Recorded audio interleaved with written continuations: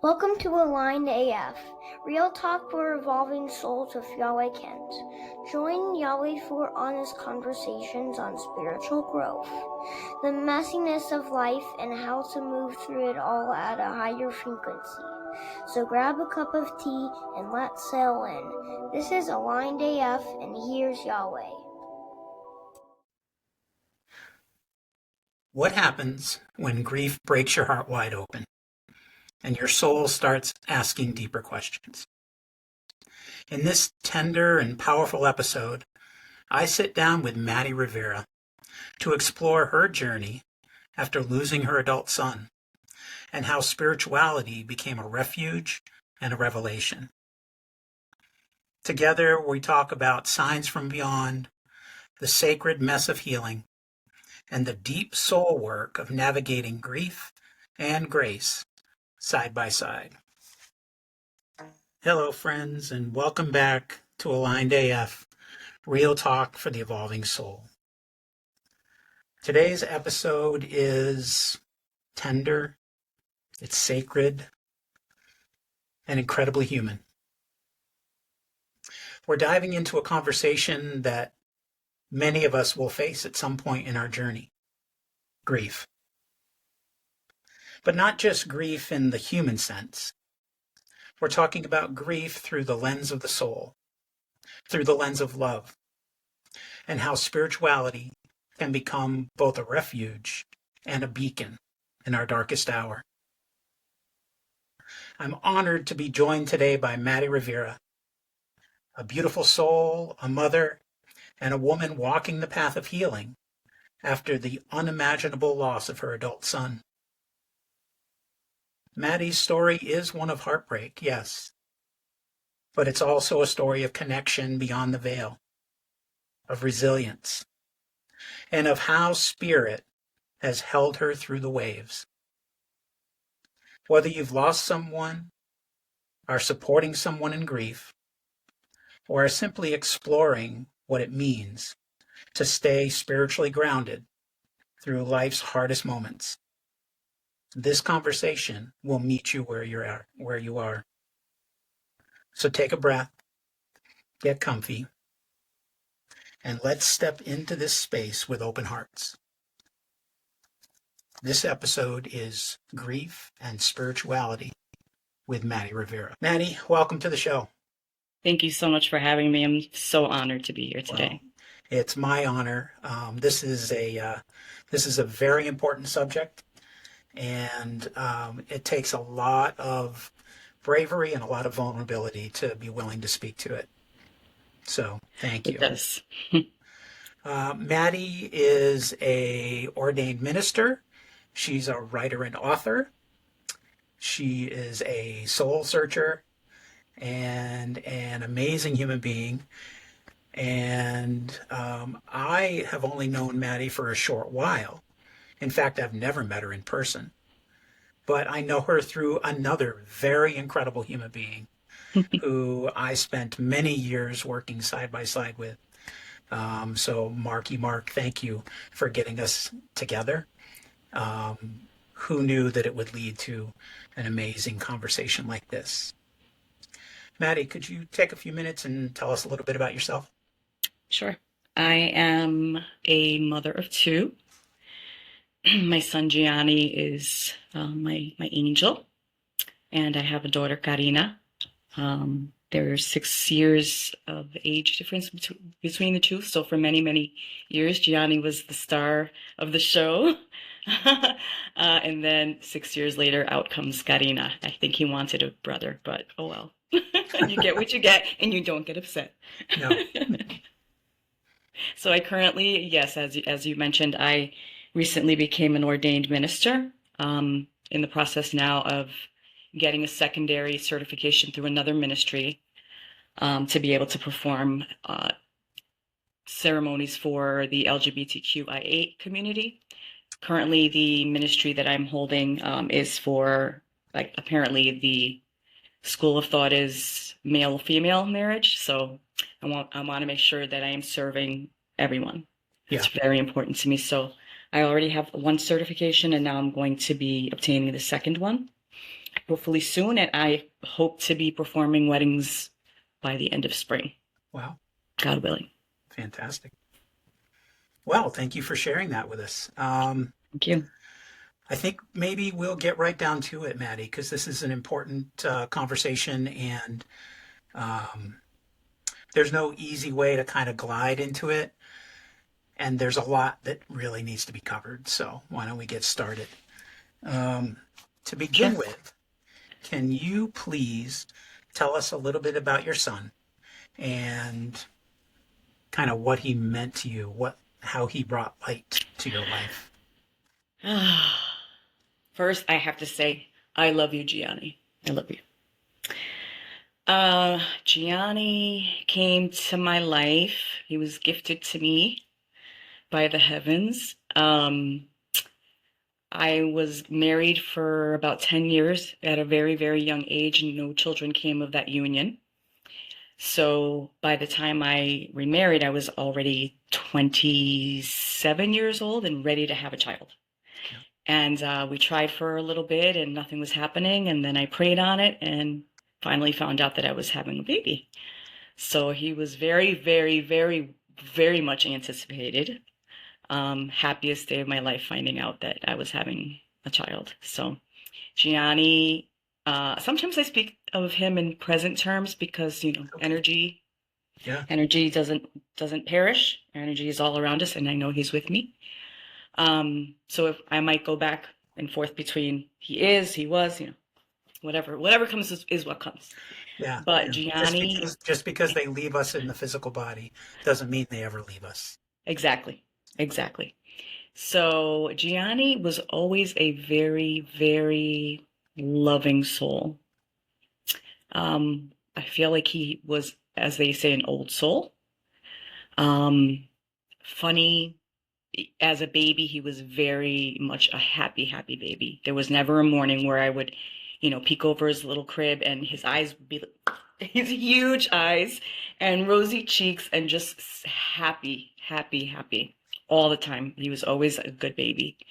And as he got older, it became very apparent that he was a very giving person. He was a great friend. Everyone that knows him to be a very generous soul.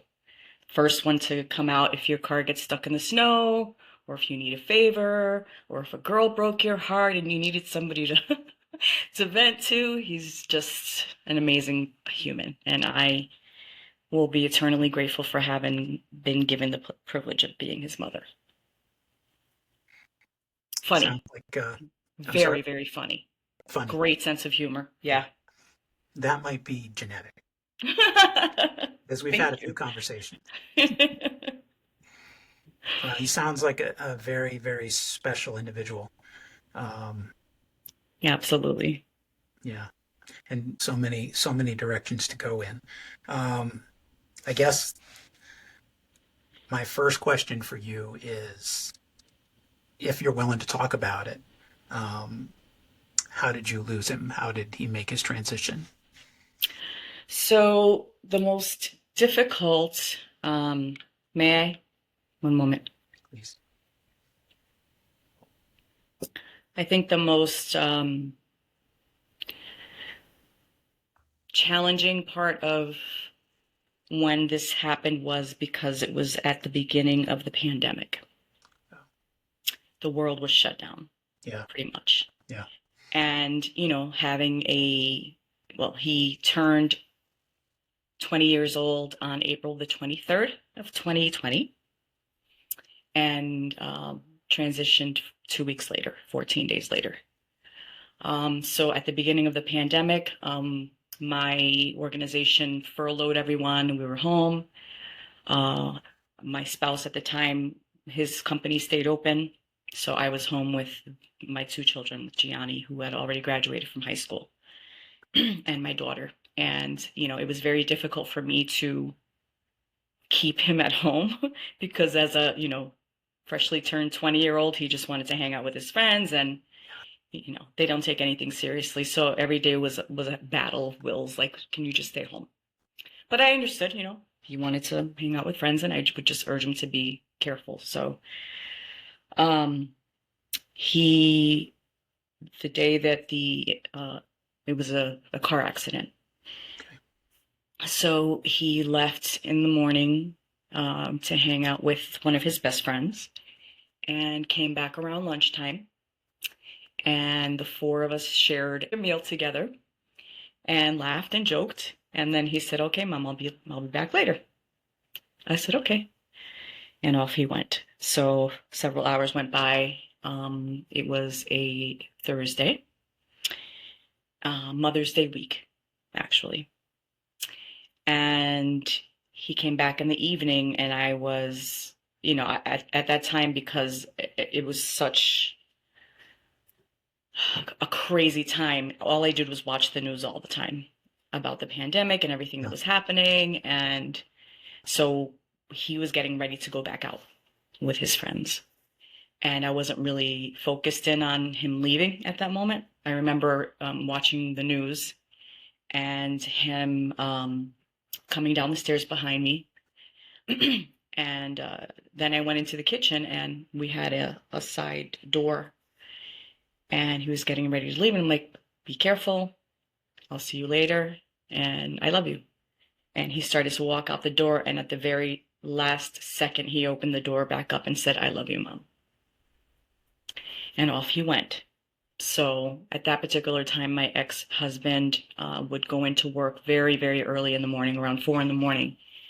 And we had gotten to the point where, because he was 20, it was difficult to kind of, pin him down or give him a curfew. And it was very late. I had gone to sleep. My daughter had gone to sleep. My ex-husband had gone to sleep. And then when he got up in the morning to go to work, which was like at 4 in the morning, he did not tell me that our son wasn't home. So I guess the presumption was that he had stayed over at a friend's house. I'm not quite sure what the assumption was, but so I had no idea. I thought he was home. And at about 6:30 in the morning or 7, I got a phone call on Messenger on Facebook. And it was one of his close friends. And he said, they all called me Ma. So he's like, "Ma, is Gianni home?" And I said, "Yeah, he should be in his room sleeping." And I went in his room, and he wasn't in his room. So immediately this very strange sensation came over me, and I can't remember quite the feeling. It was one of obviously worry, but another part of me, that part of you that wants to protect you from these things, said, "Well, he's probably stayed over at a friend's house." So I said, "Oh no, he's not here." And again, because he woke me up out of sleep, I wasn't even really sure what time it was or anything. I was kind of disoriented. And he said to me, "Well, I just heard of a car accident near your house. Call him." So by then my daughter had woken up, and I called him and called him and called him, and he didn't answer the phone.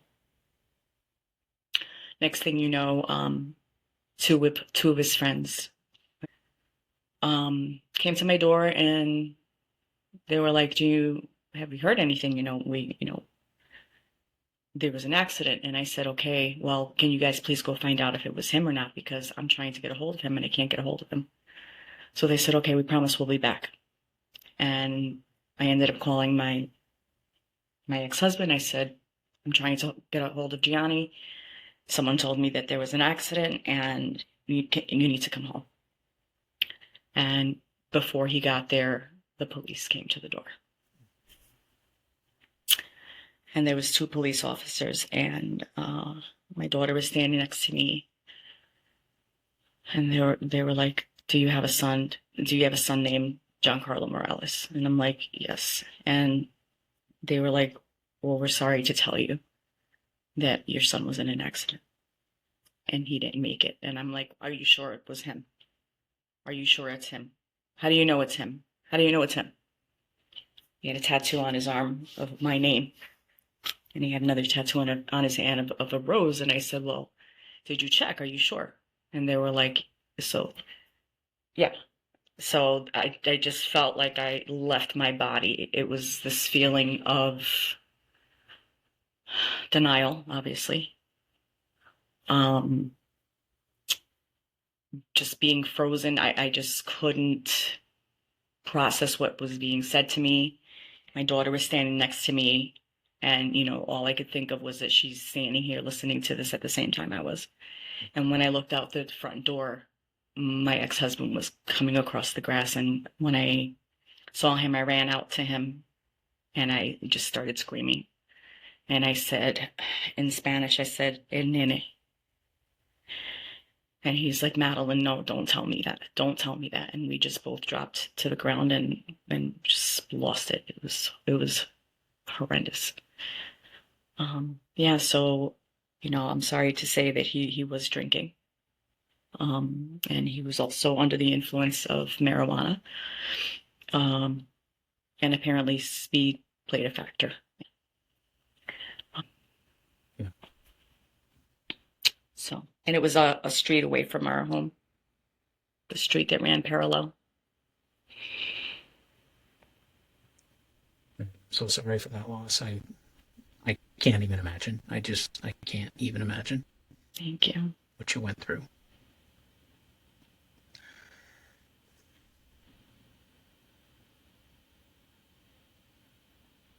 You must have felt like this wasn't even reality for a while.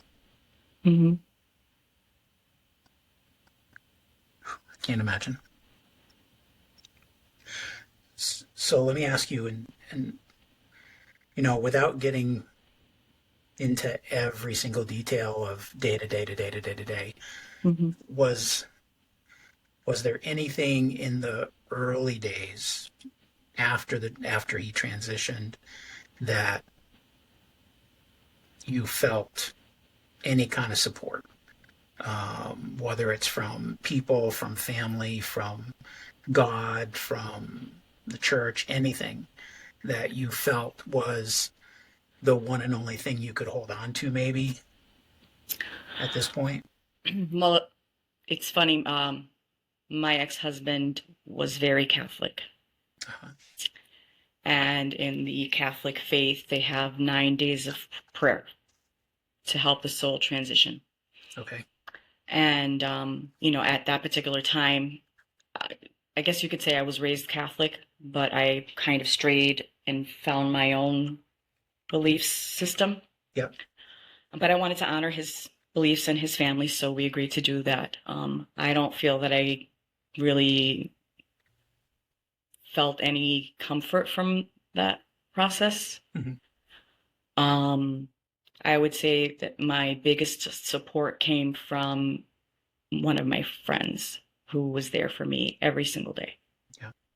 She would come every single day. We were going to we had a vigil for him, and we did several things right in the early days, and she was there for me every day. So she was my saving grace. At the time, my ex-husband and I, we weren't on good terms anyway. So we really didn't grieve together, I would say. Most of the time I was with my daughter. And what got me a little bit of comfort, because again, the world was shut down. There was no counseling. There was no services to be found ever anywhere. Yeah. So out in desperation, I went on Facebook. And there I found a group of parents who had lost, I think the name of the group was Parents Who Have Lost a Young Adult Child. Okay. I met two women that had very, very, very similar stories to mine. And that was what saved me. I think just talking to people that knew what I was going through. Yeah.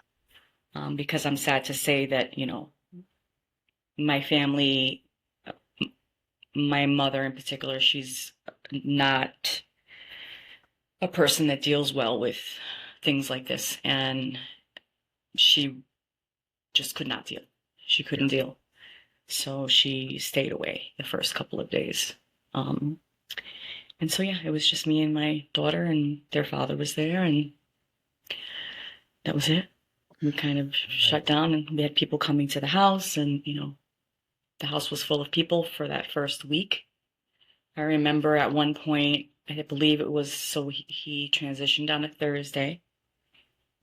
We had people in the house every single day. And I remember on Sunday, my nephew, by marriage, said, Titi, happy Mother's Day. And I'm like, what do you mean? He said, today's Mother's Day. And I was like, oh my God. I had conversations with people. I don't even remember what was said. Yeah. I was just sleepwalking. Yeah. Plus, you still had to be a mother to your daughter. Exactly. Yeah. So, I mean, I guess just social media, an unexpected source, but Yeah. that's all there was at the time.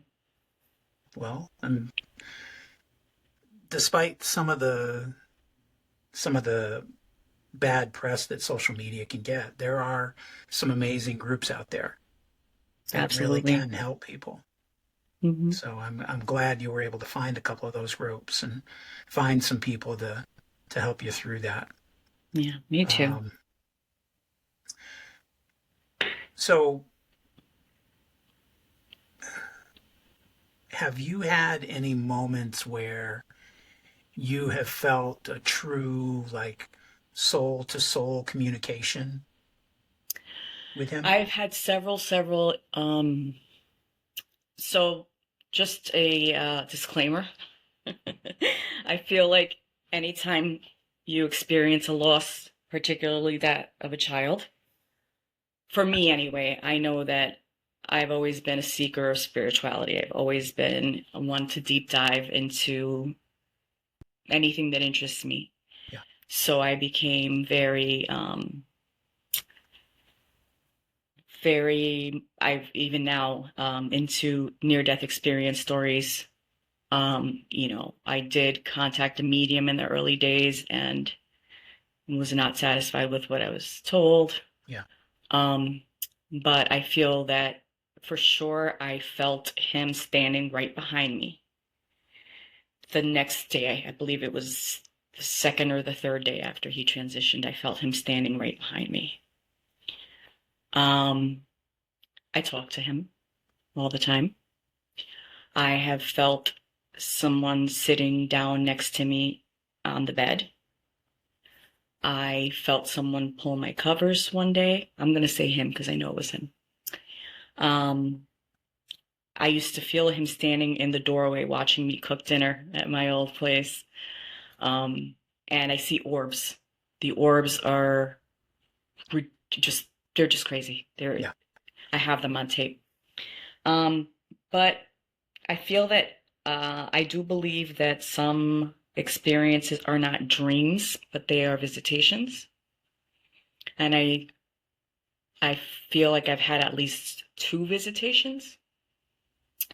And then other times they were very vivid dreams. Yeah. So yes, I do feel that, but that's something that I'm working on fervently and feverishly to learn ways to communicate with him. So, yeah. Because then ongoing mission. You truly understand that we don't really completely lose anybody. Exactly. That energy is always going to be a part of us. Right. Wow.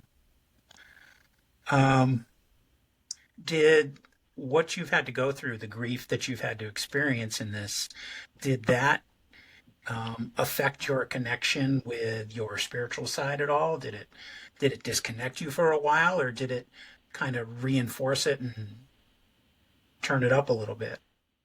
Something that I think the biggest test of faith that you can face is losing a child. If that doesn't show you if you believe or not, I don't know what does. Yeah. But I will tell you this. This is not the natural order of events. No. So I've always wanted children. I've always longed to be a mother. Anyone that knows me, even now, I introduce people to Gianni all the time. I have to talk about him. It's the only thing that keeps me going. And so I feel that, can you repeat the question? I'm going off on a Um, tangent. had you at any point felt that your grief changed your connection with God or spirit? Okay, yes. So yes, at the beginning, I was furious.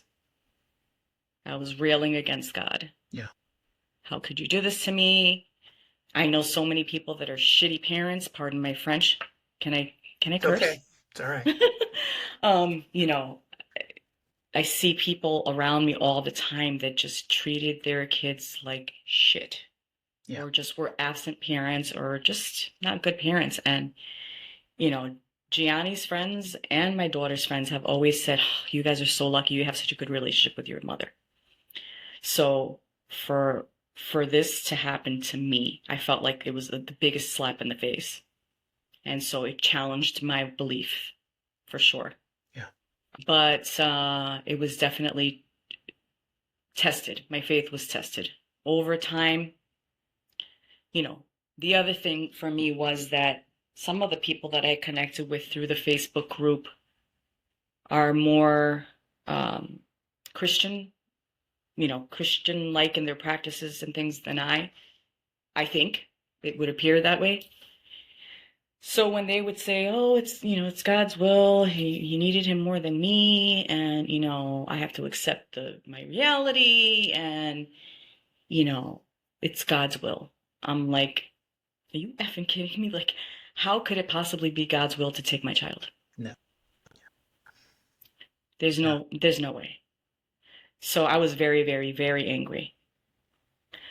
But over time, I just had to search within myself, and you can't question these things. And then I started learning about soul contracts and soul ties, and that souls choose their family and their parents before they come here and incarnate into a human body. So as I deep dived into all of these areas of soul ties and soul families and soul contracts and near-death experiences and communicating with through the veil, I started to regain my faith. Yeah. Because I understood that, as we mentioned earlier, energy does not die. This here is just a hotel for your soul. Yep. And you don't go anywhere. Yeah. I mean, yeah, you're having fun. You're doing all the things, right? Because I believe that you can travel interdimensionally. Sure. Or that you can be in many places at one time. And so, of course, he's around. And he comes when I need him. Whenever I ask him for a sign, when I'm in really deep in my grief, he shows up for me. Yeah. Yeah. Yeah. I love the idea of believing that there's no such thing as time and space at that point. You are returned to that thought that is all things at all times in all places. Exactly. And you're not tethered to earth in a right in a conveyance like this. Mm-hmm. I just picture him as a beam of light, just going everywhere and anywhere and everywhere he wants to go. So would you say that when you got past the anger, and I'm sure you went through the stages of death, and I would love to talk about the stages. Yeah, I think that's a whole episode in itself. Yeah. But once you got past the anger and the bargaining and got a little closer to acceptance, would you say that spirituality kind of became a lifeline for you at that point? Absolutely. Yeah. I could not, if I did not believe that I will see him again, and if it wasn't because I have another child that needs me, I would have gone with him the same day. Yeah. I would have chosen to go with him. So if I didn't have spirituality and I didn't believe, I wouldn't be able to survive this. Yeah. So now this was coming up on 5 years ago? Yes. April 23rd, he would be turning 25. Okay. May 7th will be 5 years. Okay. So what does your healing journey look like today? Well, right now, My biggest mission in life is love. Even in my grief fuels my love. And I try to live my life. I chose joy. Yeah. And I try to walk in gratitude every single day. You know, I was given two amazing souls to love and protect, and I've done that, and I'm still doing that. But what does healing look like today? Healing for me is this, having conversations with people. It's, meditation. It's learning how to connect. It's finally having this huge epiphany that, yeah, really, he's around. He's around. He's doing his thing. But, he's not tethered, as you said, to this human body. He's free of all this craziness that's happening in the world right now. Yeah. I'm a firm believer that the universe does not allow anything to stop existing. Okay? Right. The universe just changes the energy.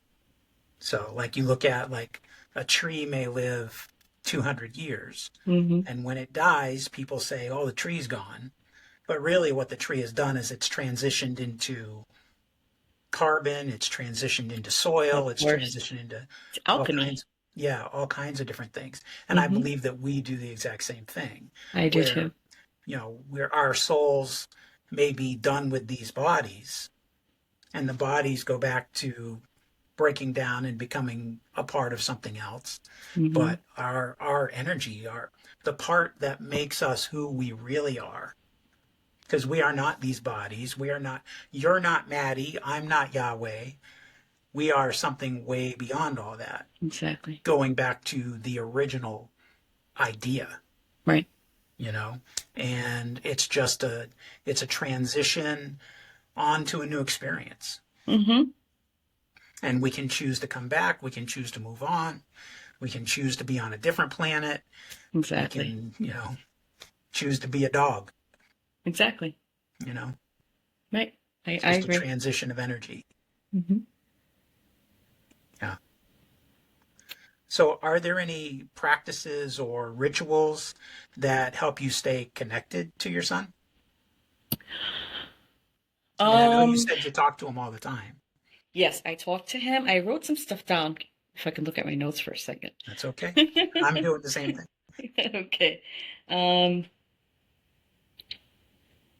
Let's see. So what I like to do sometimes is, anytime there's a holiday, I always have his photo at the table.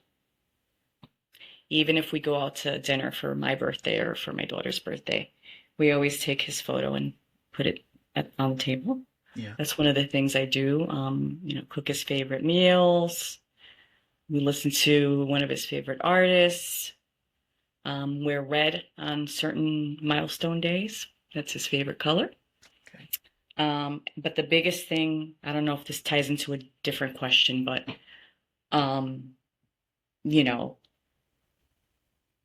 triggers. This word that everyone uses nowadays, triggers. It's undeniable. It's like a minefield every day, right? Yeah. I mean, even where I work, he attended there as a child. He worked there when at the same time I worked there. He used to come play basketball there. Yeah. So he's everywhere. Everything. I see someone. Yeah. I see, slender, built young men with dark mop of hair and think it's him, knowing it's not. But what I've decided to do is, there are many places that we would go as a family, or just me and him, or whomever, but that we have gone to, that after I bisected my life before Gianni and after Gianni. So if there are places that I went to before, when he was still here in the flesh, initially those places, I did not want any parts of those places. Like, I can't go there. I can't go to that shoe store.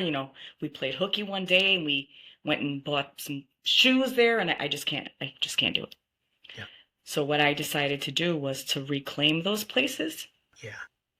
and not erase those memories, because those are moments that I lived with my child Yeah. and loved him. But to go back to those places and make new memories, happy memories, so that Yeah. there's not always a negative connotation. Yeah. So many times we avoid places or situations because the story we tell ourselves is there's going to be so much pain associated with that that we don't want to be a part of it. And Exactly. what we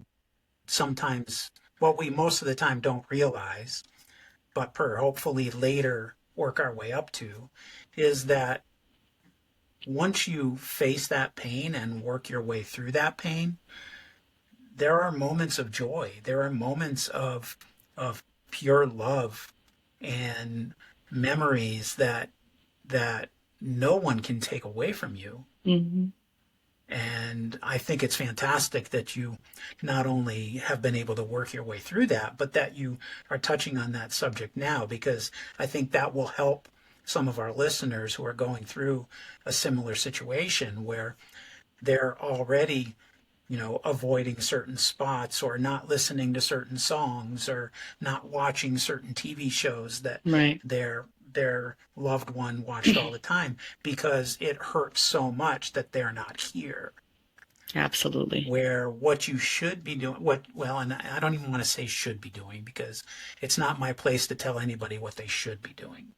But what You might could consider. help you Right. is experiencing those moments and remembering how wonderful it was Right. to be with your child watching this show or to take him to buy some new kicks, Mm-hmm. Exactly. and I think it's great that you bring that up, because if there's one little thing maybe from our conversation which may help somebody else, this show is all worth it. Yeah. It's funny you mentioned that, because I have a friend who lost her sister several years ago, and we were having a conversation the other day, and she said, I got in my car and my sister's song was playing and I just lost it. So I said to her, I have this big thing about reframing things, giving it a new spin, or like looking at it in a different way. Yeah. And I said, I understand that firsthand, because there are still I still to this day I cannot listen to songs about loss. Yeah. That's the one thing I haven't conquered. I hear the first bar and I'm like, nah, I can't do it. I just can't do it. But so I said to her, why don't you try to reframe that? And instead of, it making you cry when you hear the song, just think of it as her saying hello. Yeah. And she's like, you know what? I'm going to do that. Yeah. Think about it, about the joy that was on your loved one's face when they were just letting loose and singing this song. Right. Exactly. Or they were dancing around the living room and making you laugh. Mm-hmm. That's what they want us to remember. Right. Yeah. In fact, don't be afraid. I'm sorry. Don't be afraid to think of me. Celebrate thinking of me. Yep.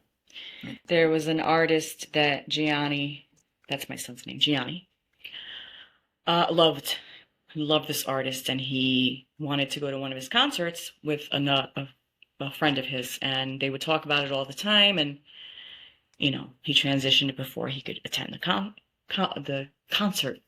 So about maybe 2 years ago now, my daughter and I found out the artist was coming to town to one of the colleges. So I sent a message to his friend that wanted to go with him back then, and I was like, do you want to go to the concert? The artist's name is A Boogie. And she's like, yes. I said, we have to do this for Gianni. We have to, because he wanted to go. Yeah. So we went. We had a blast. That's great. Yeah. That's great. When you mentioned earlier about like listening to his music and stuff like that, did you enjoy his music when he was here? I did. See, I expected the opposite. Because I listen to some of the stuff that my kids have listened to, and I'm like, I don't get it. So here's the thing about me. I love everything. I really do. I love all kinds of music. There's music that if you heard it and then looked at me, you would be like, there's no way she likes that. Yeah, I do.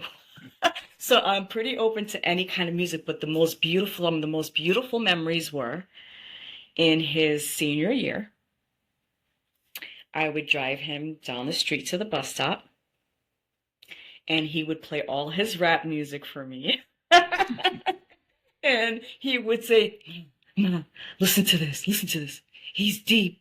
Listen to what he's saying." And I'm like, oh, snap. This is really good. Yeah. So he got me into a lot of his music. So yeah, we used to share music all the time. It was great. That's great. What a wonderful memory. Yeah. That's fantastic. Every morning. That was our routine. Yeah.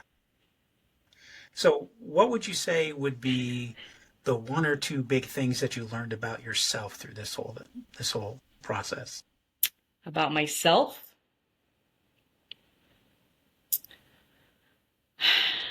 That I'm resilient.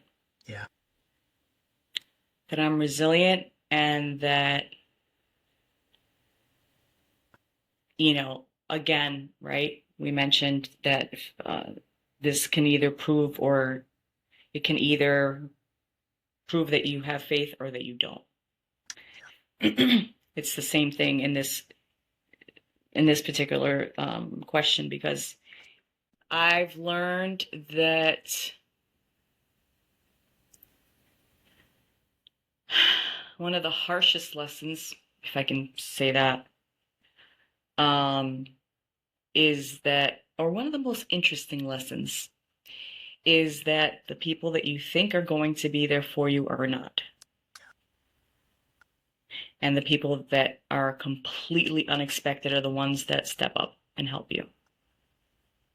I don't know if I answered that right, because I feel like that's a great answer. One of the things that I've noticed in life is that, we build our tribe, we build our support system, and then something happens and you find out that maybe you didn't have the right players in the right place. Mm-hmm. The right cast of characters. Yeah. Absolutely. Yeah. Yeah. And, and I just wanted to mention this.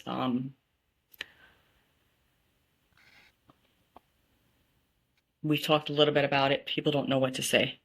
They don't. There's really nothing that you can say, right? Yeah. Yeah. The standard, I'm sorry for your loss.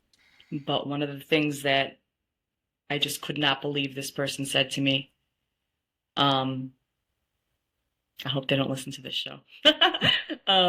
It might be something for them to learn. So go ahead. Okay. So when Gianni was a little boy, he played t-ball. Okay. Then he played baseball. So you get, just make friends with the baseball moms and maybe hang out with them and whatever. So there was I still call them the baseball moms. And even though it's been many, many years, we're still like Facebook friends and so on. So I'm watching their kids growing up. I'm watching their sons having babies. It's very challenging. But one of those baseball moms, as I said, he transitioned May 7th. July, she reached out because she had seen my post, and she, expressed her condolences and everything. But in July, right, she sends me this long and heartfelt message. And I appreciated it. In fact, I read it again in preparation for this show today. I think at the time my knee-jerk reaction was I was infuriated. Now I see that she didn't mean it that way, but one of the things she said at the end of the message was, he didn't pass in vain. You should channel your grief and maybe, start, I don't know. I said, please God, hold my tongue. Yeah. Well, yeah. I'm like, I think my first reaction would be that, who the fuck are you? Right. Yeah. I'm like, I'm just trying to make it through the fucking day. Yeah. I'm just trying to put one foot in front of the other. Like, I'm barely treading water right now. Yeah. The last thing I'm thinking about is having a fucking movement. Yeah. About, so that my son is not forgotten, or that there is some sort of lesson to be learned here. I was just flabbergasted. And you want to know what happened? A few months later, one of her sons was killed. Oh my goodness. And I was like, oh my God, I would not wish this on. I don't have enemies. I really do like love everybody. I have no hate in my heart for anyone. Strong dislikes for some people, but not hate. I can't. So I would never wish this on anyone. So when I found that out, I was heartbroken. But I'm like, that's why you have to be careful what you say. Because, you know, you might think that you're saying the right words, but to me, like, I'd rather not say anything. Yeah. Because there's really not much you can say. Yeah. And, you know, and it's entirely possible that she thought what she was saying was helpful. Yeah, of course. And there were things there for sure. I mean, there was a lot of words of comfort there, but sometimes it's about timing, though. yeah, and that was, and I mean, 5 seconds later. In my mind, it was 5 seconds later. Yeah. If that same message had come 6 months later, it might have been a different reaction. Correct. Yeah, exactly. Yeah, it's a tough one. You're right, because people just, we don't know what to say. And there's the people who have never experienced anything like that don't know what to say. Then you've also got the people that have experienced something like that and say too much. Right. And then all of a sudden the story's about them. Yes. Well, it's some sort of competition. The best thing you can do is sit down, shut the fuck up, and just be there for the person. Mm-hmm. You have to teach. One of the other things that I've learned throughout this is you have to create boundaries. Yeah. If you're not comfortable with a certain word, if you kind of have to teach people what it is that you need. Yeah. And not be shy about it. Yep. And just come right out and say, listen, I just need you to sit with me here and let me ugly cry and hold my hand. Or I just need to talk about my son right now because it makes me feel better to talk about him. Yep. But yeah, you kind of have to tell people what you need from them. Yeah, because they don't know. They don't know. Yeah. And quite often they stumble over themselves trying to help, trying to fix, when fixing is not what's needed. Exactly. Because honestly, you can't fix it. No. You can't. Unless you can bring him back, you can't fix it. So please just sit there and just be a shoulder for a little while. Mm-hmm. Yeah. The tribe is very important. That's when you learn. Really is. That's when you learn who the MVPs are. Yep. Because I have 2 people that I work with. One of them has recently left the job, but they are like my earth angels. Anytime I told them right at the beginning, there were going to be times that I'm going to just stand in your doorway and you're going to see on my face that I just need a hug right. And they would just bear hug me and I would weep on their shoulders, and they did that without hesitation, even though I'm sure they didn't know what to do, say, or do with themselves, but they comforted me. They did exactly what they needed and what you needed. Exactly. Yeah. And those are the people that we want more of. It really is. So if you were sitting with someone who was going through this right now, that was very fresh to them, and you had an opportunity to sit with them and talk to them, what would you want them to know? Good question. I would want them to know that grief is not linear.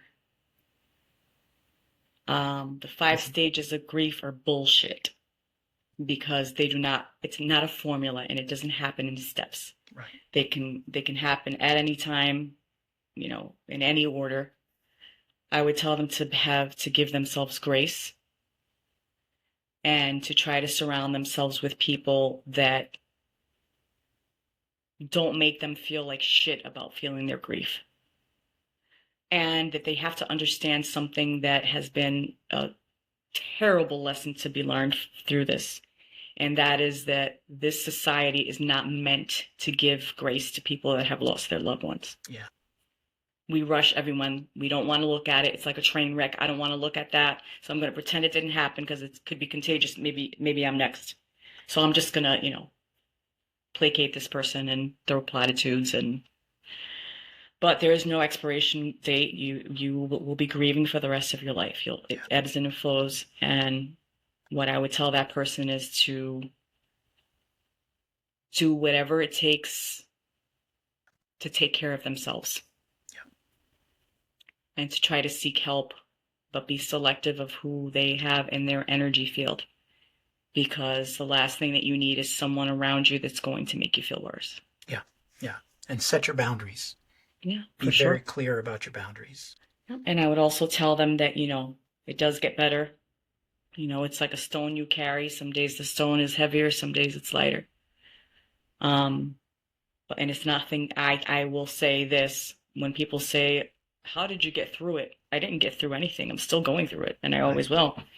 It's but still that the person same needs stone. to know. Exactly. That person should know that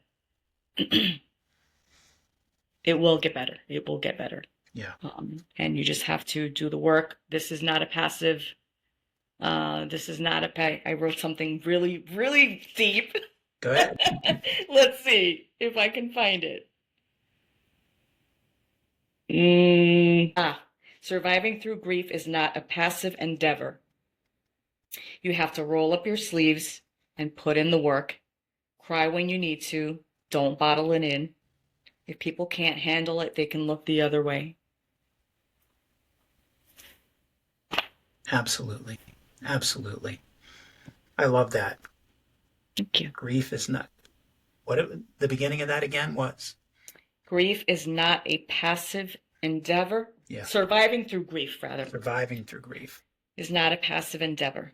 You have to roll up your sleeves and put in the work. Yeah. Yeah.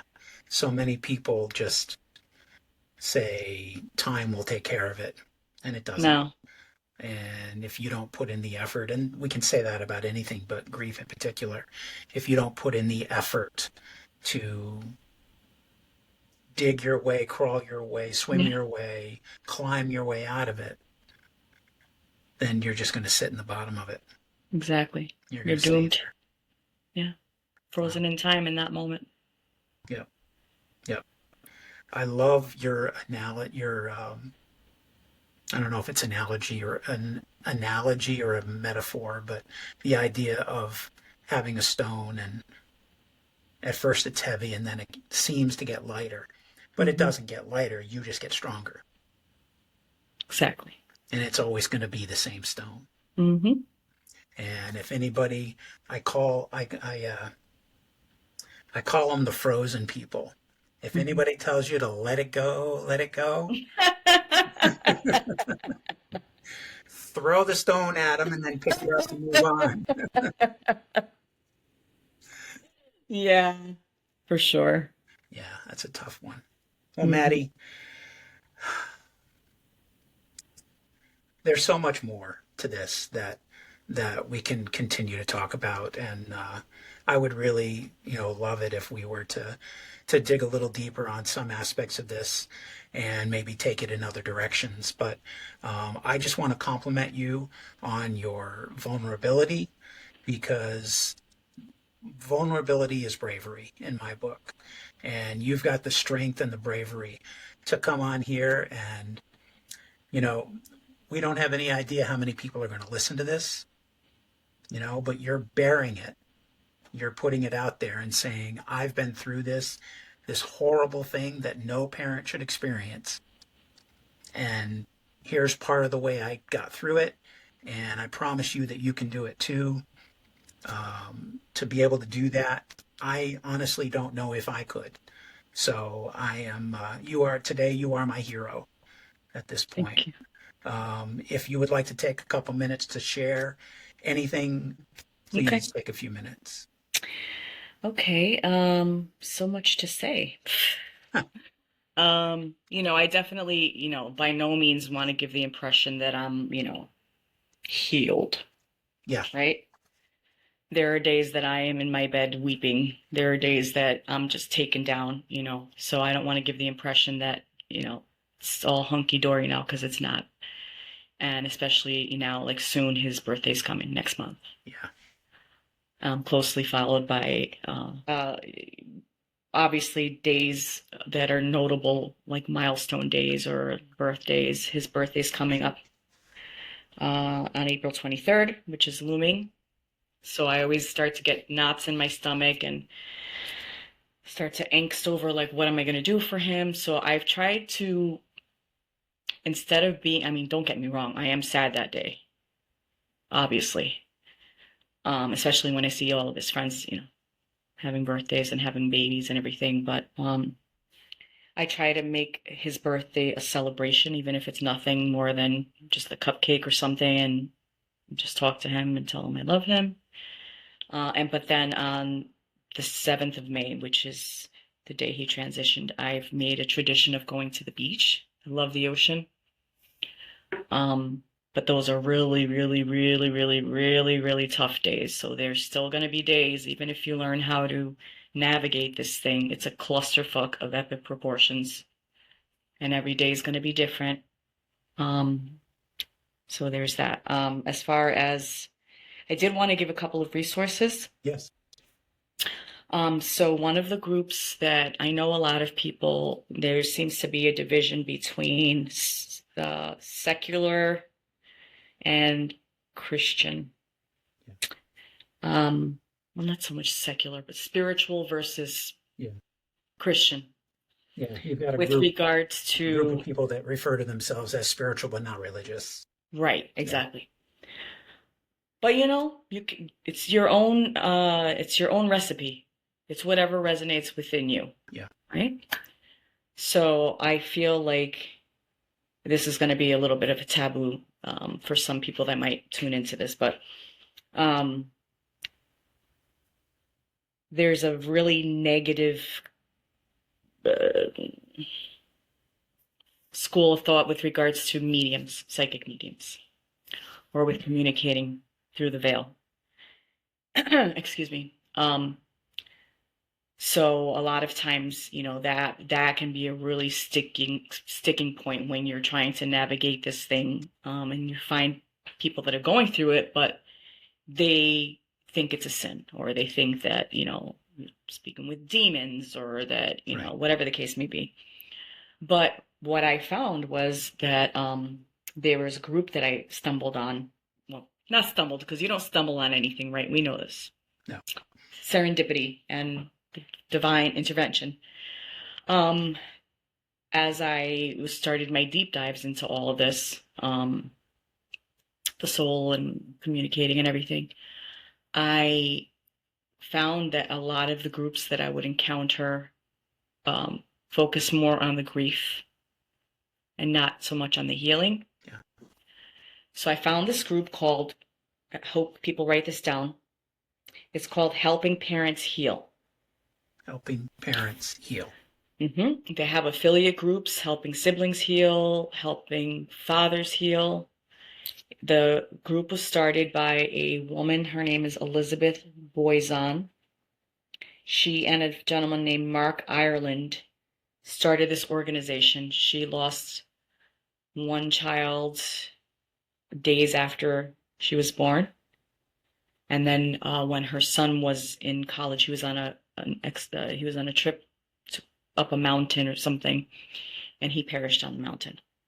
And she was on the phone with him, telling him she loved him when he transitioned. Right.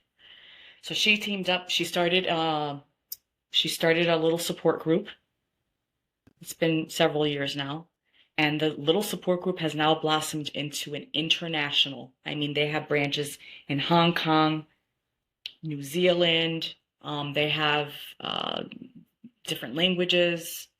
They have an annual conference every year in Arizona for grieving parents. So what they do is they focus more on the healing.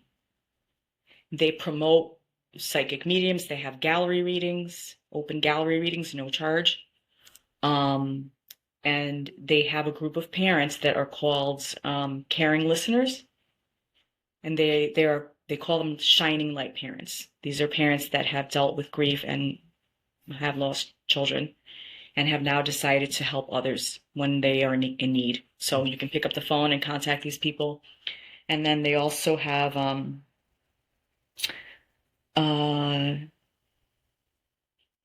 annual conference every year. So that was one of them, Helping Parents Heal. It was called Helping Parents Heal. And do you know, are they like, do they have a Facebook group, or do they Yes. have a website? They have everything. Okay. They have a website, they have a Facebook group. So I'm assuming it's just helpingparentsheal.com. Yes. Okay. And then the other thing I wanted to mention was the only book I was gifted with several books in the early days. Once you lose a loved one, you get grief brain, which I didn't know at the time was a thing. I was always a very avid reader ever since I was a kid, and I found I could not read more than 2 sentences with anything penetrating my brain. So one book that was gifted to me is called It's Okay That You're Not Okay. Meeting Grief and Loss in a Culture That Doesn't Understand. Yeah. And boy, did that hit me in the solar plexus. I'm like, yeah, nobody understands that, it takes more than 5 seconds to get over this or try to get through this. Yeah. And this was written by a woman by the name of Megan Devine. She's a psychotherapist, and she witnessed her beloved drown many years ago. So she was already a psychotherapist, but through that process, she ended up, now she's like this amazing person. She's got a website. She has written several books. She has a podcast.